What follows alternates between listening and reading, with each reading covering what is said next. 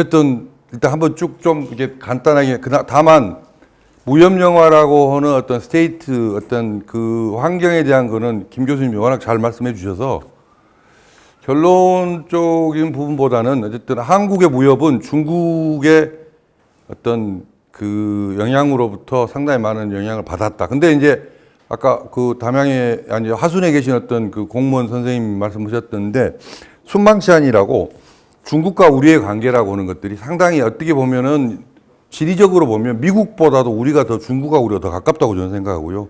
저는 또 개인적으로는 한국 역사를 배우면서도 중국, 동아시아 역사 이쪽하고도 그래서 좀 더 전체를 좀 포괄할 수 있는 시선, 어떤 퍼스펙티브로 갖는 게 되게 중요하지 않느냐는 생각을 하고요.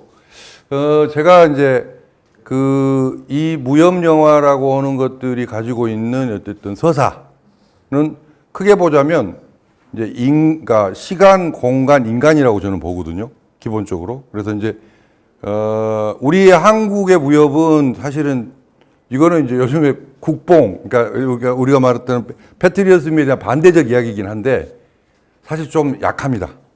솔직히 우리가 인정할 거 인정해야 되죠. 너무 그냥 우리께 좋은 것이라고 한다고 했을 때 너무 국수주의로 좀 빠질 수 있습니다. 그런데 어쨌든 저는 중국에 비교하자면 한국의 어떤 무협이라든지 이쪽 어떤 히스토리한 부분에 대해서는 중국의 큰 어쨌든 그에 비하자면 여전히 인정해야 된다라는 부분입니다. 특히 이런 무협의 서사라고. 그래서 시간에 대한 부분은 중국은 뭐 여기 있는 중국 전문가분들이 많이 계시는데 제가 알기로는 이제 옛날부터 한나라에서부터 그 전에부터 계속 와서 최근에 어쨌든 청나라 그 다음에 그거를 49년도에 마오쩌둥이 전체 중국 공산당을 했고 최근에는 이제 제3 브라더스 그 가파더라고 하는 시진핑까지 나왔잖아요. 어쨌든 그래서 뭐 총통제로 가냐 마냐 이런 이야기까지 한단 말입니다. 그런데 어떤 그 메인스트림의 한족이라고 하는 부분이 그 장강과 황하의 그 사이의 그 센터, 그러니까 그걸 이제 중국어로 가운데중이라고 이야기하더라고요. 그 안에 주인이 누구냐? 강호, 무림, 뭐 중원 거의 다 비슷한 이야기거든요. 제가 알기로는요. 거기에 대한 서사가 이제 무협 소설과 무협 영화, 무협 문학 이게 다 있는데 반면에 한국은 KBS에서 사극을 하는데 이제 히스토릭 드라마를 하긴 하는데 조금 아쉬운 게 고조선이나 조선 이 조선까지 넘어와 버리면 사극을 찍기에 되게 애매해 버립니다.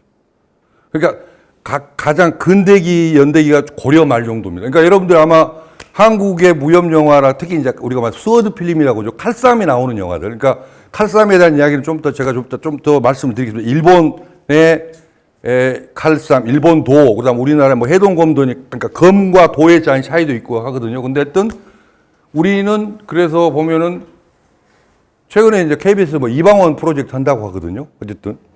그러니까 그것도 어쨌든 뭔가 이게 사극이 주는 뭔가의 시간과 그다음 아까 말씀드린 요게 뭔가 좀 환타지적 요소가 있어야 됩니다. 그런데 우리는 알다시피 여러분도 알겠지만 뭐 대조영, 주몽이나 조선왕조실록이나 의상이 거의 비슷비슷해요. 말도 똑같고. 특히 배우도 똑같고요. 그러니까 이게 연대기가 엄청나게 시간에 대한 어떤 레퍼런스가 있는데 다 똑같아. 다만 이제 남자 배우가 머리에다 버선발 들고 나왔냐 요거 차이밖에 없어요, 사실은. 그다음 귀걸이 찾냐 안 찾냐. 그러니까 이거를 과연 사국으로 받아들여야 되느냐 아니냐라고 하는 거는 안방에 있는 시청자들한테 그냥 뭉개 이렇게 가버립니다. 그냥 양해를 구하는 거죠. 야 그렇다고 쳐. 너 봤니? 안 봤지? 오케이 가. 그냥 이렇게 돼버립니다. 말투도 그렇게 되고요. 그러니까 그런 면에서 시간에 대한 제한이 상대적으로 중국에 비해서 좀 내로 좀 짧다. 인정해야 된다는 거죠. 그다음 공간에 대한 부분도요. 우리 뭐 후백제 그 다음에 아까 알다시피 뭐 사라벌이 있다고 좀 하는 지금 후백제로 말하면 또 지금 현재 뭐 송파, 위례 이쪽에 대한 이쪽까지도 해서 지금 아차산이라고 하는 고구려 뭐 요쪽 있잖아요. 아차산 그쪽이죠. 아차산 이쪽에 그다음 뭐 저기 용마산 이쪽에 있는 데인데 그거에 대한 것도 사실은 조금 애매합니다, 사실. 그래서 공간이라고 하는 부분이 뭐 중국 전문가님 다 계실 텐데 소수 민족도 있습니다만 어쨌든 장강과 항하 그뿐만 아니라 뭐 스촨 그다음에 요쪽에 이제 우리나라에 옛날에 있는 지금 저쪽 뭡니까 지금 뭐 저기 하얼빈이라든지 어쨌든 요쪽뿐만 아니라 또 아래쪽 또 우리가 말하면 베트남 쪽 그다음에 몽고 쪽 이 갖고 있는 이 넓은 어떤 에어리어에서 벌어지는 서사 요게 이제 만만치 않죠. 그다음에 또 하나 말씀을 또 올리자면 그러니까 우리가 말하는 무협이 가지고 앉아서 할게요. 무협이 가지고 있는 서사라고 하는 것들이 아까 말씀 시간, 그다음에 공간, 그다음에 거기에 인간이 들어오거든요. 그 인간이 들어왔을 때 이제 인간을 캐릭터 라이팅 해가지고 배우가 들어와야 되는데 아까 이제 김 교수님 말씀하신 어차피 중국 무협하고 우리 한국 무협하고 이게 계속 연결을 시켜야 되는 부분이 있어서 비교도 해야 되는 부분도 있고 그런데 중국 배우들은 일단 어렸을 때 경극을 했어요. 그래서 기본적으로 신체 훈련들이 아주 잘 돼 있습니다. 아크로바틱도 했고요. 그래서 기본적으로 중국의 특수효과, 아까 이제 서극이라고 했는데 슈케이라든지 원화평 이쪽에서 그쪽에 이제 수공업이 있긴 하지만 피아노 줄로 하는 무술팀들이 엄청나게 되어 있습니다. 그러니까 매트릭스의 워쇼비스키의 매트릭스라고 하는 영화의 무술 감독이 원화평이라는 어떤 중국계 홍콩 감독이 했거든요. 그러니까 그런 어떤 아크로바틱 이런 것들을 서구 여애들은 이게 되게 신선하게 느끼는 거죠. 이제 그것을 할 수 있는 한국의 배우가 과연 있느냐? 솔직히 없습니다. 특히 이제 거기에서 가장 레벨에 대한 어떤 편차가 심한 게 여배우들입니다. 제가 조금 더 말씀드릴게요. 그러니까 중국의 여배우들이라고 하는 부분, 홍콩 여배우까지 포함해서 여러분도 잘 아시죠? 뭐 임청아, 장만옥, 장찌, 장백지, 뭐 정초홍부터, 그러니까 우리가 말하는 어떤 그러니까 남자 배우로 말할 것도 없고요. 우리나라 남자 배우들은 발차기라고요. 요거밖에 못해요. 아니 정말로 그럽니다. 그러니까 조금 더 말씀드리겠는데 그게 왜 그럴 수밖에 없느냐. 얘들 어렸을 때부터 신체 훈련들, 그러니까 뭐 여기에는 이제 뭐 이영걸이라든지 이런 소림만사 출신도 있지만 그들이 몸을 가지고 하는 뭐 기체조부터 그 중국에 저기 가면은 공원에서 아침마다 하잖아요. 요런 게 일상생활화되어 있는 부분들이 있다는 거죠. 그러니까 그러니까 제가 아까 말씀 올렸듯이 시간, 공간, 인간에 대한 이 세 개 서로가 믹스가 되면서 거기에서의 이제 서사, 우리가 내러티브가 나오는 건데 기본적으로 무협, 마샬아트의 서사의 가장 베이직은 뭐냐면 복수입니다. 리벤지입니다. 리벤지. 그러니까 복수라고 하는 거는 되게 드라마틱하죠. 왜냐하면 동기부여가 확실합니다. 그리고 보통 이 무협이라고 하는 거는 뭐 주먹을 쓰든 칼을 쓰든 총을 쓰든 대포로 쏘든 그러니까 이게 이제 영화사의 큰 흐름으로 보자면 맨 처음에 말로 싸우죠. 그 다음에 주먹으로 싸우죠. 그 다음에 칼로 싸우죠. 그 다음에 총으로 싸우죠. 대포로 싸우죠. 이제 우주선 갖고 싸우죠. 이 점점 강도가 세지는 거랍니다. 그러니까 이게 계속 이제 강도, 역치적으로 일어나는 건데 그게 뭐냐면 관객들은 그만큼 폭력에 대한 강도에 대한 일종의 역치라고 하죠. 일종의 자극에 대한 부분들 더 원하는 거죠. 그게 이제 상업적인 흥행 코드하고 맞떨어지는 거죠. 그리고 아까 이제 김 교수님이 아까도 계속 제가 인용을 해야 되는 게 뭐냐면 김 교수님 말씀하신 것처럼 현재의 영화는 그런 것들이 전부 복합 장르로 이루어지고 있습니다. 그러니까 전부 멀티 플롯이라는 거죠. 하나의 플롯 갖고는 다양한 입맛을 갖고 있는 현대 관객들한테 호주머니 돈 못 뺍니다. 이제 거기에 이제 엄청난 어쨌든 그 다음에 이제 여러분들 잘 아는 스펙타클에 대한 컴퓨터 그래픽도 들어오겠죠.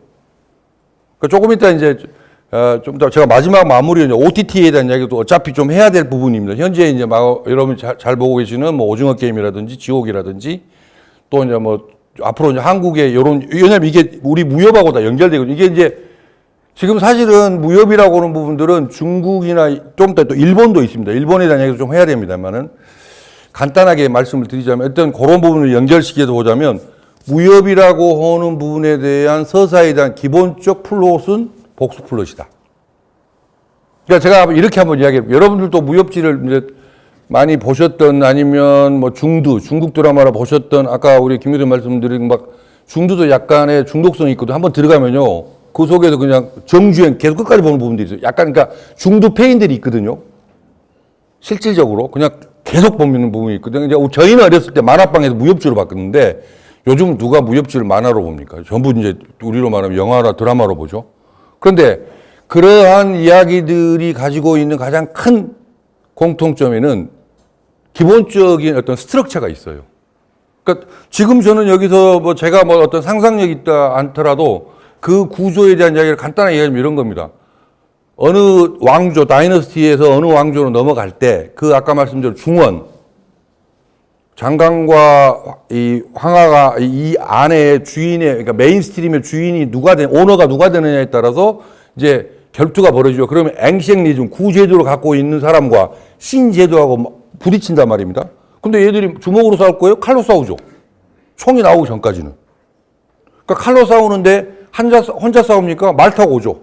그래서 이제 그 왕국을 지키려고 했던, 그게 당나라니 청나라니 거의 대동소이인 것 같아요. 그 이름만 바꿀 뿐입니다.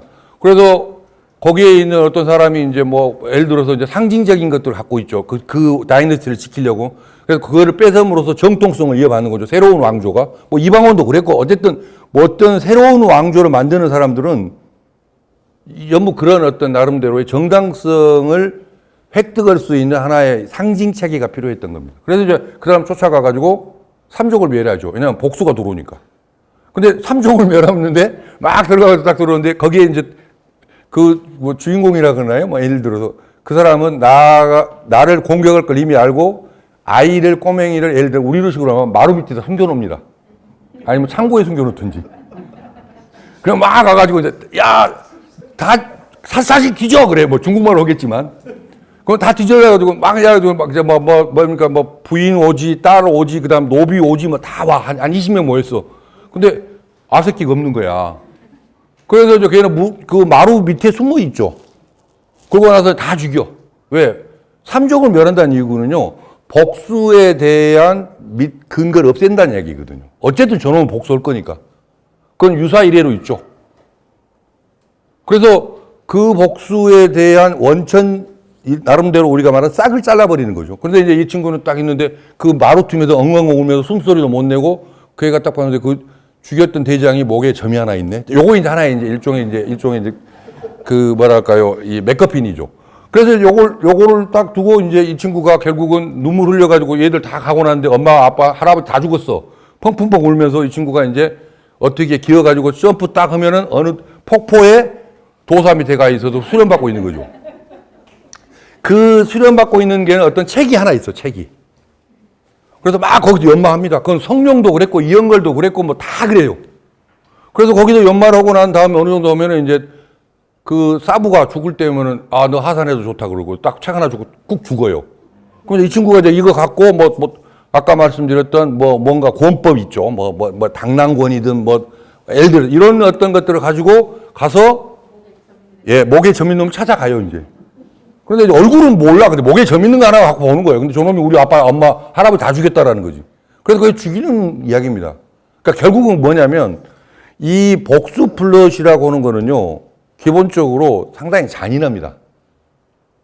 아주 잔인해요. 아주 잔인하게 죽이죠. 왜냐면 주먹으로 죽는 것보다는 일단은 칼을 쓴다는 건 피가 나오잖아요. 그 피를 그냥 합니까? 여러 번 낭자로 주고, 그게 스크린에서는 보일 때는 되게 비주얼라이징이 돼야 되니까 되게 강력한 블러드가 막 뿌리는 거죠. 요거는요, 사실 한국에만 있는 게 아니라, 그러니까 우리 아시아, 그러니까 마샬아트, 오리엔탈만 있는 게 아니고, 그걸 그대로 벤치마킹 했던 타란티노 영화도 나옵니다. 여러분, 킬빌 보면 나옵니다. 킬빌 해보. 사실은 오리엔탈적인 것과, 그러니까 되게 서구적인, 남미적인 걸 거의 믹스해서 하이브리드, 퓨전화돼서 그거를 완전히 자기식으로 재구성한 게 타란티노거든요. 그러니까 타란티노의 킬빌 보면요, 일본 거 나오지, 중국 거 나오지, 한국 거 나오지, 남미 거 나오지, 거기에 또 해피령 음악은 엘 콘도르파사 나옵니다. 완전히, 그러니까, 완전히 섞어찌개예요. 그런데 그게 묘하게 갖고 있는, 근데 거기에 가장 키워드는 뭐냐면 복수입니다, 복수. 근데 복수는 뭐냐면요, 너가 우리 엄마, 아버지를 죽였는데 내가 가만히 있어? 그 폭력의 정당성을 주는 거죠. 만약에 너가 그런 경우가 당했어 봐. 너 그럼 가만히 있을 거야? 그러니까 그 폭력에 대해서 관계가 이제 동의를 얻은 거예요. 주인공의 동의죠. 그거 동의를 안 얻으면요, 저놈은 정말로 잔인한 사람이야. 주인공이 갖고 있는, 다시 말하면 그 메인 액터가 갖고 있는 그 동일시에 대해서 대단히 관객들한테 설득이나 동의를 구해야 되는, 그래야 흥행이 될 거 아닙니까? 보편 타당해야 되잖아요. 그러니까 바로 그 부분이 바로 복수 플롯이 갖고 있는, 그러니까 아까 말씀 많은 영화의 레퍼런스를 보면 거의 복수 플롯이 많습니다. 뭐 나라를 빼앗든 부모를 빼앗든 아니면, 그래서 이제 여기에 키워드 중에 그 유교적 동양적인 것 중에 하나, 키워드 중에 하나가 수신제가 치국평천합니다. 그러니까 내가 여기서 도를 연마해가지고 내 몸을 닦은 다음에, 그러니까 그 폭포에서 계속 연마를 하죠. 그 다음에 수신제가 내 가정을 다스린 다음에 치국, 여기서 나라는 단순히 도시국가 개념은 아닌 것 같아요. 강호, 그 다음에 뭐 예를 들어서 중원, 그 다음에 요게 이제 평천하라고 하는 거, 코스모스 우주까지 넘어가는 얘기죠. 그러니까 요 얘기는 되게 보편적인 부분도 있거든요. 그러니까 이게 서구에도 거의, 그러니까 웨스턴 영화에도 거의 맞물립니다. 웨스턴에 있는 보안관들도요, 거기는 악당, 그 악당은 항상 바뀌죠. 뭐 인디언이 됐다가, 한 대는 공산주의가 됐다가, 한 대는 아랍이 됐다가, 어느 순간에 가면 이제 외계인까지 나옵니다. 에어리언까지 나옵니다.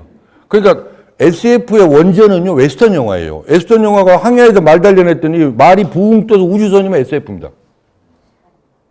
거의 서사는 거의 똑같아요. 거기에 일종의 이제 데코레이팅을 어떻게 했느냐에 따라 다르죠. 사실은.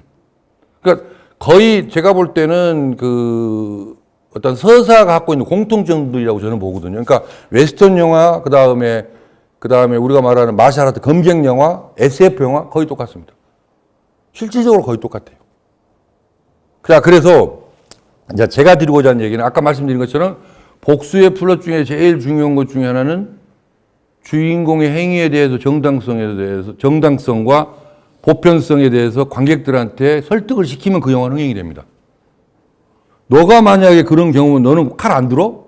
아, 나라도 칼 들지. 그러면 그 게임은 흥행이라는 게임에서 상당히 유리한 고지를 점령하죠. 그러니까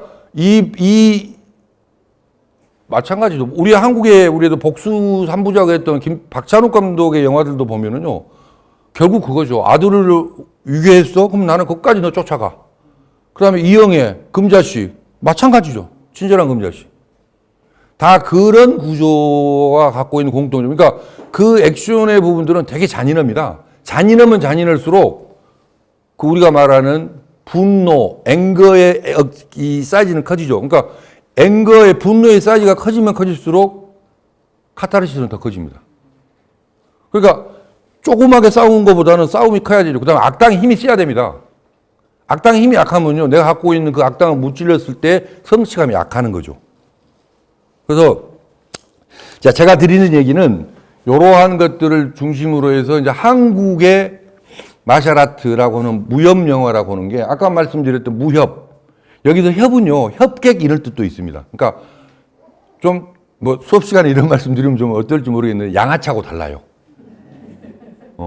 양아치는 아주 나쁜 놈들이 삥 뜯는 것이라면 협객이라고 하는 거는 사실은 의리의 면이에요. 젠틀맨적 요소가 있습니다. 그래서 저기 서구사회의 나이트라고 하는 기사도랑 일본이 갖고 있는 무사도랑 약간의 이 시밀리언 근사치가 있습니다. 일본의 같은 경우는 그러니까 이 서구 애들이 동양의 오리엔탈에 대한 이 무협이라는 것들을 통틀어서 마샬아트라고 하는데 그 포션이 보면 중국의 어떤 검경 영화, 아까 김 교수님 쭉 정리를 해주셨던 거하고 일본의 사무라이 영화들이 상당히 또 있습니다. 되게 신선하게 볼 거예요. 서구 애들은, 서구 애라고 말씀드리는 건 유럽 친구들이나 미국 친구들이죠. 그 애들 되게 이게 신선하게 본 거예요. 우리가 말하면 좀 유니크하게 본 거죠. 쟤들 칼 갖고 막 거의 날라다니는데 막 이러거든요. 그 다음에 그 동양이 갖고 있는 이제 여러분 알고 있는 그 쇼군과 다이묘와 사무라이, 요 계급 구조. 근데 솔직히 우리가 인정해야 될 부분은 우리 한국에서는요, 사무라이라고 하는 그 무사 계급으로 형성되지 못했어요. 그러니까 문관 중심에서 무관들에 대해서 되게 하시했다고요. 그러니까 특히 고려시대 같은 경우는 하도 하대하니까 요즘 말하면 군인들이 반란 일으킵니다. 막 무신란 일으키고 그러잖아요. 그런데 이제 조선시대 가면 더 망가지죠. 그러니까 나라 뺏긴 거 아닙니까? 조선시대 때. 일본 놈한테 뺏기고 저기 청나라한테 뺏기고 완전히 난타당해 버립니다, 사실은. 그나마 이순신 장군이 있어서 망정이죠. 어쨌든 그러니까 우리나라에 우리가 말하는 중인 계급의 무사 계급은 없다고 봐야 돼요, 사실은. 그에 비하자면 서양에는 기사도라는 게 있고 나이트라는 계급이 있고 기사도. 그다음에 일본이 보다 그러니까 제가 뭐 일본의 전문가는 아닌데 일본 영화를 통해서 좀 보냐면 일본의 문화를 세 가지로 이야기하더라고요. 대개 이거는 저는 이제 좀 초보적인 수준입니다. 하늘에는 하나비가 있다고요. 하나비가 뭐가 불꽃이거든요.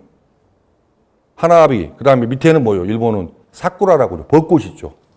하늘과 땅을 이어주는 게 사무라이라고 그래요. 그래서 하늘과 사쿠라, 그러니까 우리가 하나비와 사쿠라를 이어주는 걸 사무라이. 그래서 그걸 공짜라고 이야기합니다. 그러니까 일본이 중국 거를 한국 통에다 받아들이면서 중국을 또 직수입한 것도 있습니다만 일본이 갖고 있는 어떤 그 사무라이라고 하는 약간의 그 또 거기는 또 막부 시대 때부터 여러분 알다시피 쇼군, 다이묘, 사무라이 칼싸움이 거의 걔들은 거의 일종의 주특기이고 그 과정에서 끊임없는 사무라이 필름이 만들어집니다. 그러니까 그 애들은 그런 것들은 사실은 서구에서 봤을 때는 되게 유니크하거든요. 그러니까 걔들은 칼싸움이라고 하는 것들은 중세시대에 있었어요. 그런데 어느 순간에 화약이 발달되고 그러면서 총으로 넘어가면서부터 이제 1789, 그러니까 1400년도에 15세기 때 이제 메이플라워 타고 미국으로 건너가잖아요. 뭐 인디언들이 칼하고 활이 있었지만 총은 없었거든요, 초반에는요. 그러니까 그들을 제노사이드 학살할 때는 총이 필요했죠.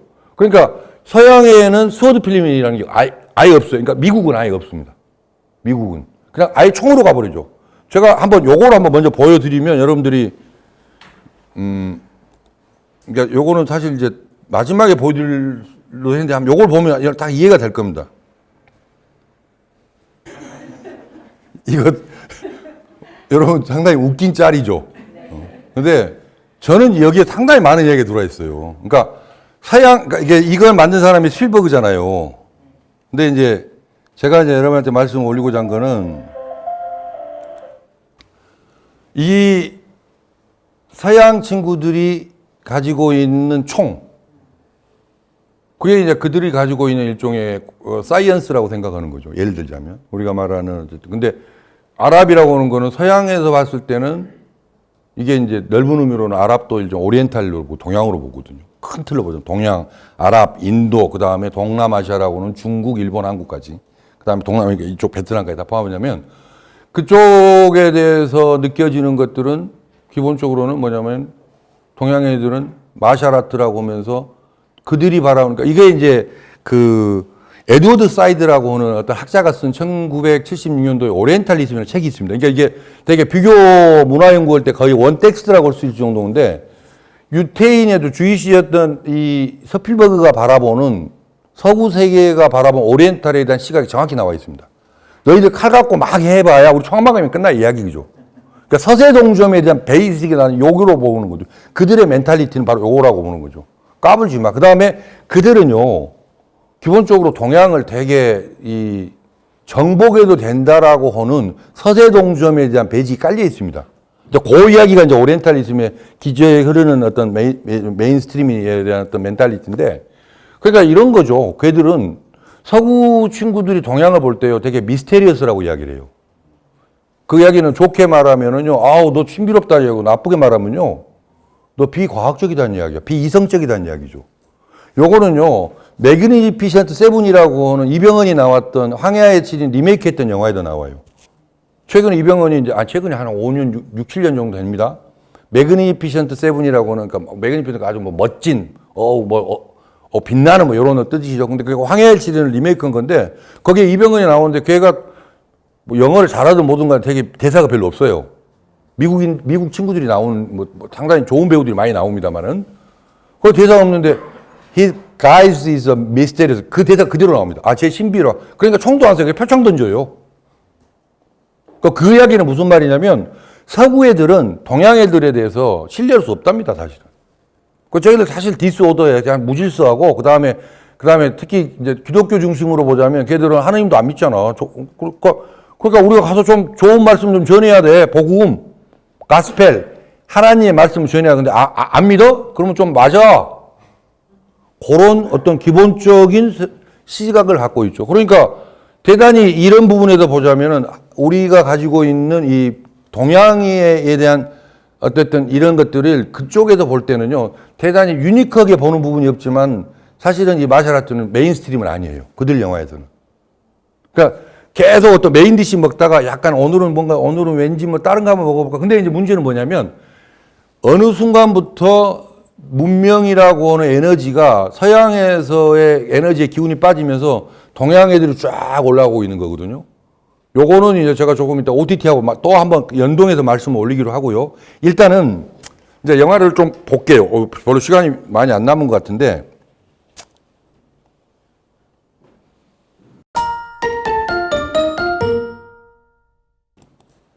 제가 여러분들한테 이제 먼저 우리나라에 이제 그 전에도 있습니다만 이제 먼저 주먹으로 쓰니까 칼 이전에 그래서 요 부분 전에 제가 여러분들한테 이제 먼저 레퍼런스로 보여드릴 영화들은 여기 이제 장르 무협의 장르는 컨벤션에 종속되니까 장르는 약속이라고 이야기를 했죠. 그다음 호러 영화라는 거는 귀신이 나와야 되고 그다음에 뭡니까? 예를 들어서 뭐 좀비가 그러니까 좀비 영화가 호러 영화가 좀 다릅니다만은 우리가 가지고 있는 영화에 대한 기본적인 기대치가 있어요. 그건 뭐 욕망이라고 할 수 있고 내가 그 영화를 통해서 보고자 하는 나의 기쁨에 대한 종류가 특화되어 있습니다. 요즘 관객들은요, 내가 그 영화를 볼 때 내가 어떤 영화를 보고자 하는 거에 대해서 이미 인포메이션이 다 어느 정도 다 알고 있어요. 심지어 스포일러라고 생각되는 것까지도 다 알고 봅니다. 모르고 보는 게 아니에요. 그 전에는 그냥 어쩌다 그냥 들어갔죠. 요즘 절대 안 그렇습니다.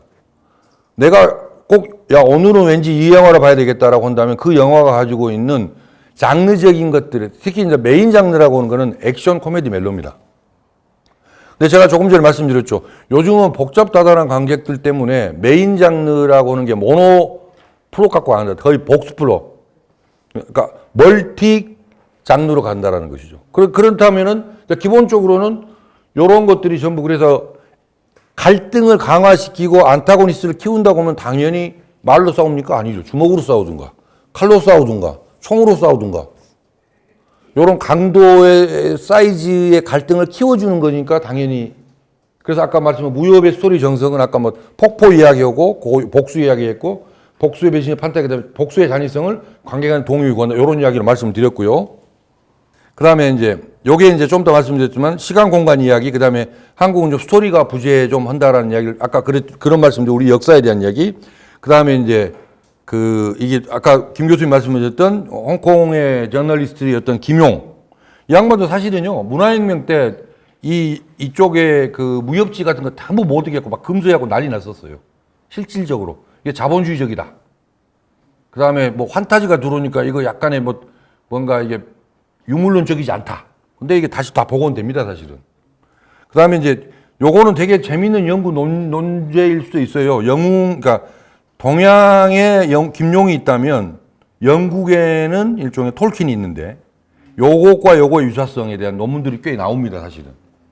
저는 몇 개는 읽어봤는데 오늘 요거까지 이야기하면 너무 길어져 버리고, 그 다음에 아까 말씀드린 일본에 대한 이야기는 일본에 이제 이게 저 사무라이라고 하는 일종의 이제 검객, 자토이치라고 하는 건 이거는 TV극으로도 나왔고 영화로도 만들어졌습니다. 마지막에 아마 자토이치 영화를 보신 분이 있는지 모르겠는데 저 뒤에 집단 군부가 나오는데 대단히, 그러니까 이 양반은 원래 코미디언이에요, 코미디언. 근데 이제 감독도 합니다. 그러니까 코미디언 할 때는 비토 다케 시작했고 감독을 할 때는 기타노 다케 시작했는데 이 사람을 롤 모델하는 사람이 심영래 감독입니다. 네, 좀 결이 다르죠. 뭐 인정할 건 인정해야 되는. 일단 요 양반은 사실은 조금 최근에는 되게 험한 주의자입니다. 한국에 대해서 대단히 네거티브적 시각을 갖고 있는 부분인데 그거는 개인이 갖고 있는 그러니까 그렇다고 치고요. 그래서 제가 오늘 여러분들한테 보여드릴 영화는 여기 시간이 될지 모르겠는데 잠깐 이거 다 못 보여드립니다. 그러니까 이제 약간 클립적으로 딱딱딱딱 보여드리고 아마 오늘 강의를 또 정리를 하는 쪽으로 어쨌든 최소한 빨리 여러분들한테 소개해 드리려고 합니다. 그 다음에 저 뒤에 나오는, 그러니까 요런 부분들이 있긴 한데 요거는 제가 시간상, 그러니까 하나만 말씀드리면 비천무에 나오는 김혜선이라는 배우가 있거든요. 김희선. 그 다음에 또 나오는 중천의 김태희. 공통점이 뭐냐면 연기가 안 돼요. 그러니까 아니 내가 그 두 배우를 내가 뭐 안티가 아니라, 예, 김태희이라는 배우는요 8가지 표정이 다 똑같아요. 그러니까 놀랄 때, 슬플 때, 기쁠 때 표정이 다 똑같아. 그러니까 이거 배우 컨트롤이 안 되는 거죠. 그다음 비천무 같은 경우도 김미선이라는 배우는 좋은 배우일 수 있는데 피아노 줄로 풀샷에서 윙 돌아가고 딱 이제 착지를 하잖아요. 왜냐면 피아노 줄은 나른 게 중요한 게 아니라 떨어질 때가 중요하잖아요. 딱 착지하는데 그때 이제 크로즈업 들어오면 관객이 극장에서 웃어버려요. 저에게 대역인지를 아니까. 그러니까 이런 부분들에 비하자면 분명히 홍콩 배우들이 아까 말씀드렸던 임청아나 장만옥이나 장찌, 장백지들도 아주 고난이도는 대역을 씁니다. 스턴트를. 근데 장만옥 같은 경우는 자기가 실제 그래요. 동사도 난 대역 안 하겠다. 왜? 내가 관객들한테 보여주는 부분에 대역이 들어옴으로써 관객한테 기대치에 대해서 그건 배우로서의 A가 아니다.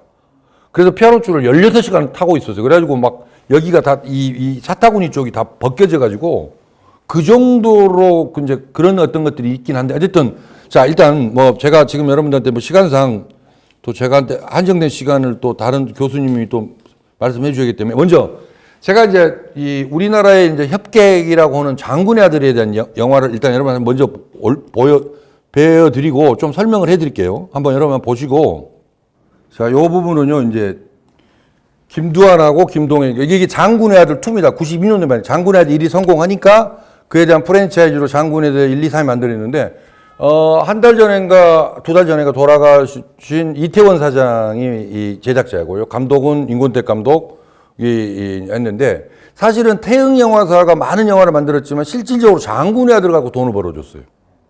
사실은 뭐 취하선이라든지 뭐 하류인생이라는 데는 거의 다 망가뜨렸습니다. 사실. 그러니까 임권택 감독이 품앗이 개념으로 내가 이태원 사장이 나를 믿고 영화를 제작해줬는데 내가 보답할 길은 사실은 내가 이 영화로서 좀 흥행이 시켜주면 좋겠다. 소박한 마무리 했는데 진짜 흥행이 됐고요. 아까 이제 우리나라의 그 액션 영화의 정청화 감독님이라고 아까 죽음의 5손가락 그거는 미국 헐리우드의 박스오피스의 2위까지 가는 겁니다. 그러니까 그게 이제 사실은 한국 영화 반 한홍 합작이거든요. 그러니까 60년대는요 신상옥 감독이 홍콩에 신필름이라고는 분사가 있었어요. 그래서 뭐 신일룡이라든지 이런 사람들이요 전체 실제 가서 그래서 한국 영화의 중흥기는요 박정희 나오기 전에 영화사가 120개 있었을 때는 다 허가제였어요. 근데 박정희가 딱 들어오면서 전부 등록제로 바꿔버립니다. 그러니까 자유제로 그러니까 내가 허가제 허가제는 박정희가 들어오면서 했고요. 거기에 총대를 맨 사람이 김종필입니다. 그 허가제라는 거 뭐냐면 내 마음에 안 듣는 영화사는 영화사 안 준다라는 거죠. 그게 이제 미디어 통제하는 거죠. 그러니까 그 당시만 해도 방송사라고는 콘텐츠가 없었어요. 60년대 초반에는요. 그러니까 80년대 전두환이 했던 거나 60년대에 박정희와 김종필 통해서 한 거나 거의 비슷합니다. 그러니까 그 당시에는 영화사로 핸들링한 거죠. 거기에 이제 이권으로 받은 사람이 신상옥 감독이에요. 신상옥 감독은 그래서 아시아의 시장을 한국만 제한시킨 게 아니라 홍콩으로 실제 가가지고요. 한홍 합작을 많이 해요. 그래서 아까 김 교수님 말씀하셨던 성룡이 한국에 옵니다. 그래서 실제 뭐 정윤이하고 썸 탔다는 이야기도 하고요. 그리고 이 성룡은 실제 한국말을 몰라요. 아니야, 당연히 한국말 모르죠. 중국말을 몰라요. 그래서 대본을 읽어준 사람이 따로 있습니다. 그래서 그 양반이 한때는 먹고 살기 위해서 포르노 배우도 했다고 그래요. 그러니까 완전히 하드 포르노는 아니죠. 그러니까 약간 세미 포르노인데 그런 것까지 하면서 이 배우가 기본적으로 이소룡, 그러니까 우리가 말하는 브루스리가 워낙 무술로 뛰어나니까 자기가 고민한 겁니다. 나는 어떻게 차별할까? 그래서 코믹을 가미한 거예요. 거기서 따왔던 일종의 롤 모델은 뭐냐면 무성영화 시절의 찰리 채플린이 아닙니다. 버스트 키튼이라는 사람이 있어요. 이 사람은 이런 책상 같은 경우를 철저히 소품을 잘 활용합니다. 그러니까 전부 이 소품을 가지고 막 들었다 놨다 하고 막 이렇게 하는 것들 있잖아요. 이게 전부 약속된 동작으로 했는데 그걸 아주 절묘 있게 한 사람이 성룡입니다. 그 성룡은 무술학교로 만들어요. 그래서 미국의 아카데미 영화제에서 동양의 2번째로 공로상을 받아요. 첫 번째 공로상은 구로자 아키라 감독입니다. 일본 감독이죠. 2번째 그러니까 이 미국 영화 아카데미 2번째 공로상 받은 사람이 여러분 알다시피 성룡입니다. 그리고 제키 챈이라고죠. 그때 이제 제가 보니까 그 생중계를 하는데 이제 그때 여기 홍콩에 있는 무술학교에 있는 제자들이나 거기 있는 사범들한테 딱 일어나가지고 울려요. 따거다고 딱 그래요. 그 대형이라고 그러죠. 그러니까 무슨 말이냐면 성룡은 대단한 사람들이죠. 사실 주윤발이라는 사람도 주륜파도 자기 지하철 타고 다닌다 하잖아요. 그다음에 스마트폰 18년 썼다던가요. 그 엄청난 부를 전부 도네이션 한답니다. 성룡도 자기가 번 돈을 일정 부분을 다 도네이션 하고 그 다음에 무술학교에 전부 후학 투자한다라는 거죠. 우리나라 엔터테이너들은 뭐 조금 모르겠어요. 꼭 그걸 너 기부하니까 너도 기부해라 이런 건 좀 아니겠지만 일단 그들이 갖고 있는 상당히 그 연예인이 갖고 있는 사회적인 공공성에 대해서 한번 우리도 좀 한번 배워야 될 부분이 있지 않는가. 어쨌든 뭐 이야기 좀 딴 데로 갔는데 지금 이 성룡 지금 여기 지금 보시는 이제 이 장군의 아들로 들어오면 여기서 아까 말씀드린 것처럼 이제 그 액션 장면이 있는데 한번 보시죠. 한번 여러분들 요즘 영화하고는 좀 다를 겁니다만은 여기 이제 태흥 영화사 아까 말씀하다가 이제 뭐 저기 이야기가 나왔는데 임권택 감독이 만든 흥행작입니다, 사실은. 싸움이라고 하는 거는요, 반칙이 어디 있어요? 이길 때까지 싸우는 거죠. 실제로 우리 그 저기 대사가 있어요. 그 백윤식의 싸움의 기술이라는 대사에서. 아, 그 대사가 야, 싸움의 반칙이 어디 있어, 엄마. 어? 싸움에서 룰이 없는 거예요. 아니, 그 말이 정답입니다. 그 싸울 때 가장 중요한 전략이 뭔지 아시죠? 선빵. 네. 먼저 쳐야 됩니다. 먼저 쳐야 돼요. 그게 공격으로 가면은 먼저 선제 공격이죠. 아니, 미국의 MD, 미사일 디펜스의 원래 원칙은 뭡니까? 러시아나 중국이나 북한이 쏘기 전에 우리가 먼저 원점 타격한다는 거 아닙니까? 그게 뭐 아이들 동네에 있는 뒷골목에 있는 것만 선빵만 있는 게 아니라 국가 영역으로 가면 디펜스의 개념에가 원래 선제 타격 공격이라는 거예요. 우리나라 50 잡기에도 뭡니까? 먼저 선빵이라는 거예요. 먼저 오기 전에 때리는 거죠. 실질적으로요. 그러니까 저에게 이제 여기서 하나의 큰 특징은 뭐냐면요. 그러면 임권택 감독님이 예를 들어서 영화를 찍힐 수 없어서 그렇게 멀리서 찍고 이랬겠냐라는 게 라기보다는 하나 큰 특징이 있습니다. 일제강점기에 그 김두한의 영화에 딱 서사는 하나 딱 이겁니다. 너는 깡패인데 나라를 사랑하는 장군의 아들의 깡패란 이야기죠. 딱 우리가 말하는 로그라인이 깡패인데 나라를 사랑하는 깡패다는 거죠. 그러니까 그 주먹을 아까 김 교수님 말씀하신 협객이니까 그래서 제목도 그런 제목이 있습니다. 한국 영화 제목 중에 협객 김두한이라는 게 있죠. 그러니까 자기의 이 그러니까 머슬을 막 운동해가지고 자기가 어떤 뭔가 도를 깨우친 다음에 딱 어떤 무협을 하는 세계에 어쨌든 우리가 말하면 초능력자 수준까지 올라왔을 때 그거를 뭐 이렇게 좀 이게 양아치스럽게 막 물고 뭐 의자 뽀개고 이런 게 아니고 그 다음에 가장 큰 것 중에 하나는 뭐냐면요. 싸움의 결과에 대해서 승복 온다는 겁니다. 장군의 아들은 딱 하나입니다. 서로 종로파하고 뭐 서대문파하고 아니면 뭐 쌍칼하고 붙었어. 야인 시대도 마찬가지로 싸웠어. 졌어. 그러면 바로 그 자리에서 무릎 꿇습니다. 오늘부터 오야분을 모시겠습니다. 그러니까 그 결과는요. 되게 우리가 말하는 리저너블 합니다. 왜냐하면 그러니까 우리가 말하면 주먹 대 주먹으로 붙었으니까. 그러니까 뭐 사슬을 긋고, 그러니까 체인 사슬을 긋고 나온다든지, 야구 방망이 들고 나온다든지, 사시미 들고 안 나온다라는 겁니다. 근데 이제 우리 한국의 그 주먹 세계에서는 처음으로 주먹계에서 그래서 욕을 많이 얻어먹죠. 조양은이 명동 사보이 호텔에서 칼 들고 나옵니다, 이제. 사시미. 신상사파를 이제 처단하죠. 그건 어쩔 수가 없었던 게 누구 옹호를 하고 온 게 아니라 여기에 이 서울에 있는 메인스트림에 밑바닥에 올라온 전라도 애들이 그쪽을 흘러다 보니까 중과부적입니다. 그러니까 뭔가 하나 필요했죠. 그래서 사심을 갖고 도온 거죠. 그러니까 그러기서부터는 이제 그 이긴 팀이나 진 팀이나 서로가 그 결과에 대해서 인정을 못 합니다. 그러니까 이제 보복에 계속 악순환이 일어나는 것이죠. 그러면서 어떻게 됩니까? 아까 말씀드렸던 양아치가 생겨버린 겁니다. 뭐 뒤에서, 그 다음 일대 다. 그러니까 맨주먹으로 싸우는 거죠. 아까 보신 바와 저기서는요, 어디든지 간에, 야, 너 나와! 붙자! 그래가지고 딱 탐색전 하고, 그 다음에 뭐 하고 나서 딱 이게 서로가 합을 겨룰 수 있는 나름대로의 어떤 그들만의 룰이 있어요. 룰. 요즘 말하는 국룰이죠, 국룰. 얘들은 룰도 없는 거예요. 아까 말씀드렸잖아요. 싸움의 룰이 어디 있어. 이기는 거죠. 그러니까 얘들은 완전 양아치지. 그 다음 방건달들. 그러니까 이제 그런 면에서 저는 임권택 감독이 만든 장군의 아들 1, 2, 3은 깡패인데 그래도 얘들은 매너가 있었다. 그거에 대한 뭔가 노스탈지아가 있지 않았을까 저는 좀 그렇게 좋게 해석하고 싶어요 사실은. 근데 그런데 비하자면 91년도 이때가 뭡니까? 뭐 서진 룸사랑 나오기 이후거든요. 그러니까 뭐냐면 범죄와 전쟁 이후입니다. 그러니까 뭐냐면 야 이제 깡패들도 완전히 이게 강호의 질서가 무너져 버렸어요. 라는 이야기까지가 사회적인 어쨌든 우리가 말하는 이 컨텍스트로 읽어내야 될 부분이지 않느냐.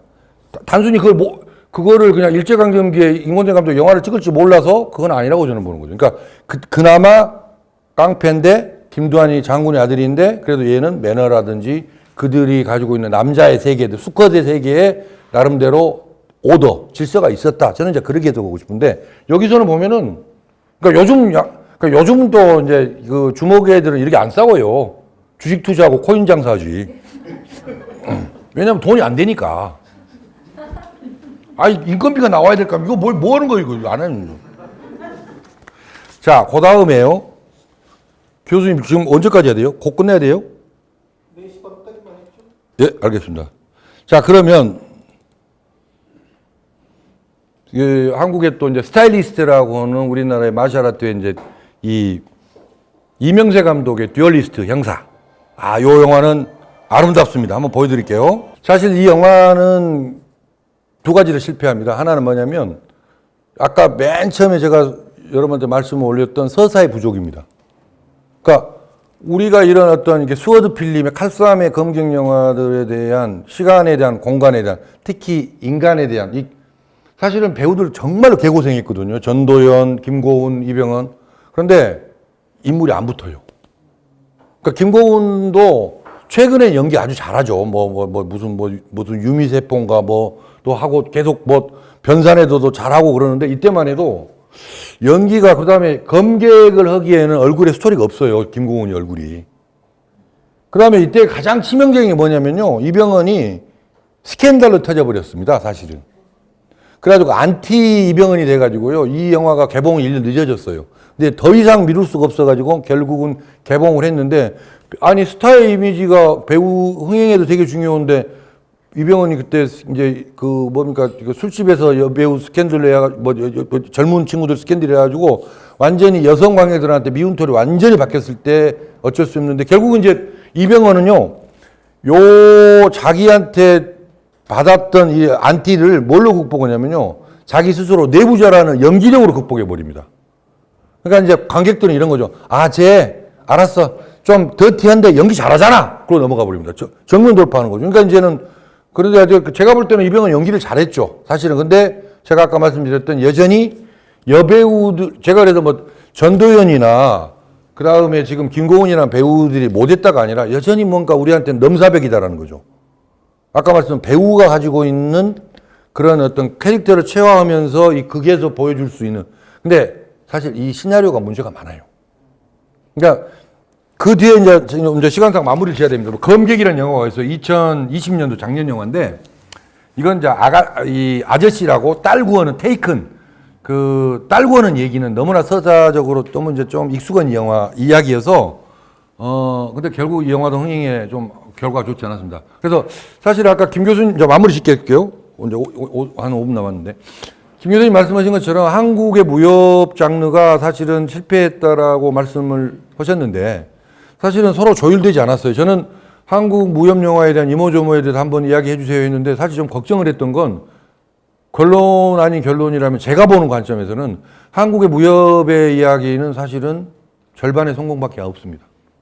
그리고 저는 이제 아까 OTT 이야기로 넘어가려고 하는 건데 이제는 관객들이 그러니까 배우도 그렇고 관객도 그렇고 우리나라에서의 액션 영화는요. 저는 이제 페미니즘의 역할도 있고 마초들의 갖고 있는 힘자랑에 대한 것들이 시대서사에 떨어집니다. 그러니까 지금은요 최민수라든지 이런 어떤 박상민이 눈에 힘주고 나서 야 이러면요 사람들이 그걸 코미디로 봐버려요. 지금 남자들이 설칩니까? 아니죠. 여러분 한번 공중파 예능 보세요. 남자 없으면 전부 여자들이 나와죠. 여인 천하들이에요.